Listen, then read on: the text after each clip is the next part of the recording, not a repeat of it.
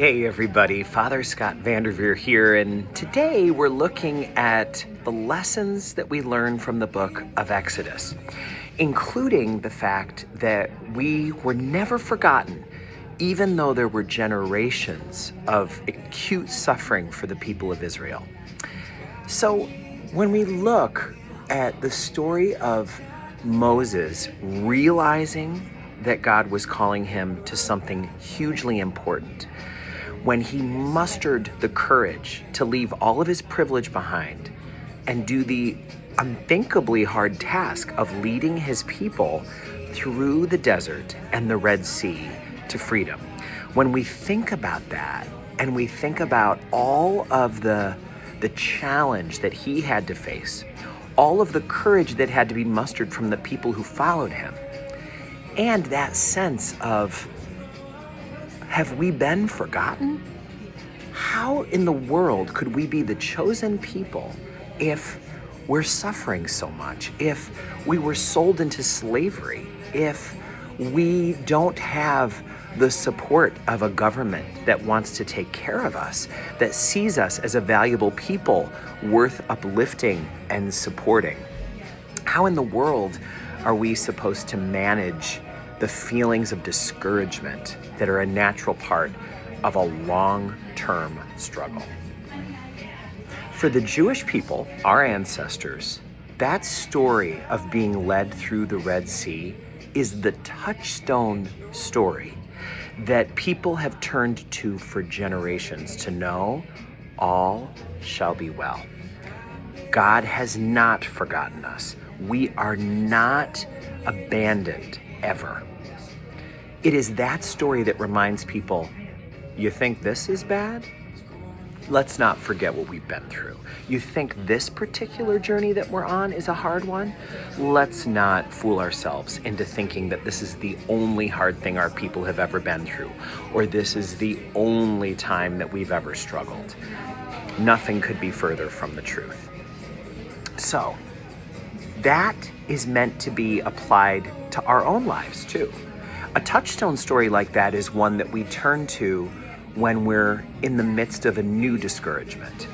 When we're like, well, I've never been a slave, but I've been in a horrible job situation with a boss who disrespects me every day. Or we say, maybe I've never experienced the struggles of traveling through Egypt, but I've got a loved one with an addiction right now that is like being completely marooned on a desert island, like living without any hope at all.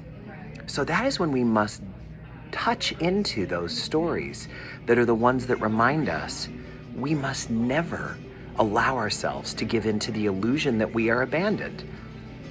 For Christians, the story of Jesus coming and being among us for 33 years, his willingness to be with us through all the good and all the bad. When we look at a crucifix that reminds us of Good Friday, we are called to never, ever give in to the illusion that we are abandoned, that we are forgotten, that we have somehow stopped mattering to God.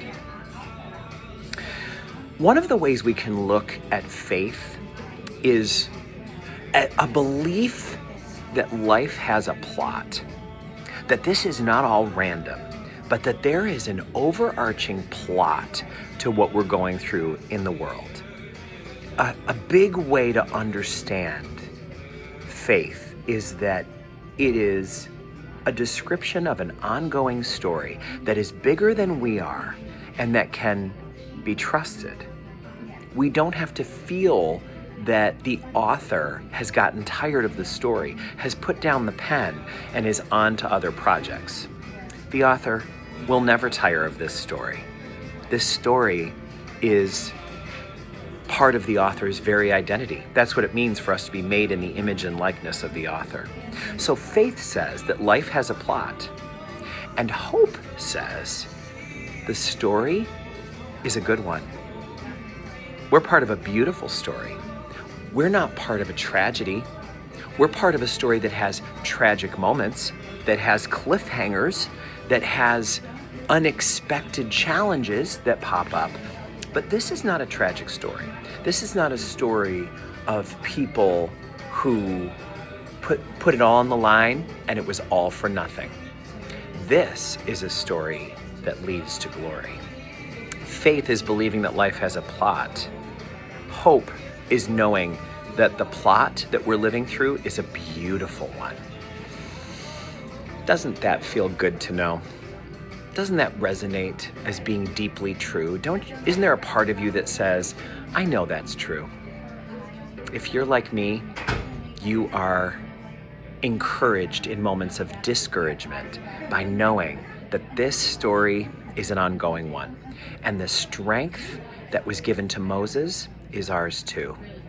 And our willingness to trust in the author is directly connected to the amount of peace and joy we'll feel through all the ups and downs of the journey.